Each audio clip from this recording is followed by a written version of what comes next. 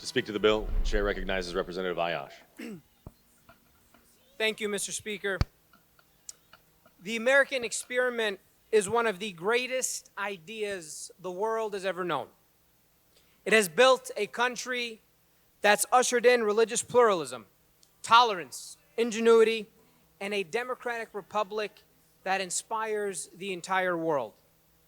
And at the start of every session, Mr. Speaker, we pledge allegiance to our country's flag, closing out with liberty and justice for all.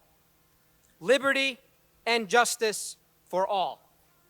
But this country has not always granted liberty and justice for all Americans. Enslaved Africans who were forced to toil and sweat and bleed to build this country were seen as subhuman. So much so, our republic had to wage a war with fellow countrymen and countrywomen just to recognize their humanity. And decade after decade after decade, black folks have seen a continuation of the denial of that dignity. Jim Crow, the Tulsa Massacre, Emmett Till, Rockefeller drug laws, the new Jim Crow, the war on drugs, super predator laws, and redlining. These are just some of the things that black folks have had to endure. And time again, they were denied this liberty and justice for all. And here's the thing, Mr. Speaker. America's greatness is a recognition in this idea of building a more perfect union. But to be more perfect, you got to know what needs perfection. To know that we have to build a better future, we got to recognize the ills of the past. And instead of recognizing this truth, Mr. Speaker, we are putting up, and dare I even call it, a solution in search of a problem. Critical race theory is the new buzz phrase to scare Americans into thinking the boogeyman is coming to brainwash our kids. Except it isn't. Fact, America was built by slaves. Fact, after slavery, black Americans were explicitly denied basic rights.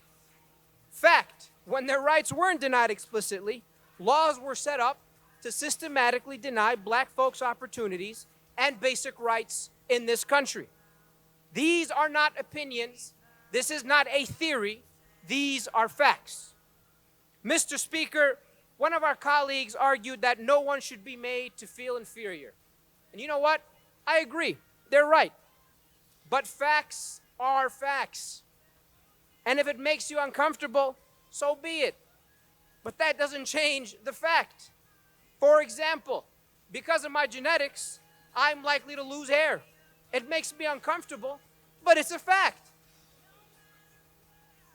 The language in this bill is an attempt to whitewash American history. Again, the language in the bill is an attempt to whitewash American history. To tell our school systems that we will only teach you a version of America that denies our long storied journey in all its hopes and all its horrors. We are going to restrict that teaching. An attempt to deny teachers the right to teach and police them on what they can and cannot say is a denial of liberty that so many in this chamber claim to love, Mr. Speaker. Last I checked, this is not North Korea or Soviet Russia. This is the United States of America, a country with an aspiration to be more perfect, with liberty and justice for all.